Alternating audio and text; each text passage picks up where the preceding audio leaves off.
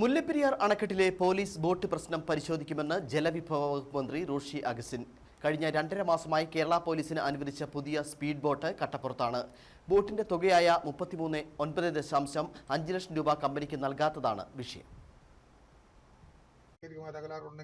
അത് തീർച്ചയായിട്ടും പരിശോധിച്ചേ ചെയ്യുള്ളൂ. സർവീസും കാര്യങ്ങളെല്ലാം കൃത്യമായിട്ട് ചെയ്യുമല്ലോ. അതെല്ലാം കൃത്യത കൂടി വന്നതിന്റെ പേരിലാണല്ലോ ബോട്ട് നമുക്ക് ഇറക്കാനായിട്ട് സാധിച്ചത്. കാരണം പോലീസിന് ഒരു ബോട്ട് ലഭിച്ചിട്ട് 39 ലക്ഷം രൂപ മുടക്കി മേടിച്ചിട്ട് ഇപ്പോൾ 1.5 മാസമായിട്ട് അരക്ക് കിട്ടിയിട്ടിരിക്കുകയാണ്. പൈസ കൊടുക്കാതെ അവർ ഇത് കൊടുത്ത കമ്പനിക്ക് പൈസ കൊടുക്കും. 39,40,000 കൊടുക്കാത്തത് മൂലം 20 മണിക്കൂർ കഴിഞ്ഞാൽ ഈ ബോട്ട് സർവീസ് ചെയ്യണമെന്നാണ് കമ്പനി പറഞ്ഞിരിക്കുന്ന ചട്ടം. പൈസ കൊടുക്കാത്തതുകൊണ്ട് കമ്പനി സർവീസ് അത് പ്രത്യേകമായി പരിശോധിക്കാം. നമ്മളെടുത്ത ബോട്ടിനെ സംബന്ധിച്ചിടത്തോളം മെഷീനെല്ലാം മെരീറ്റിൽ നടത്തിക്കൊണ്ട് തന്നെയാണ് ഇതിപ്പോൾ ബോട്ട് നടത്തിയത്. 1.5 മാസമായിട്ട് ആ ബോട്ട് അത് ശ്രദ്ധിക്കാം.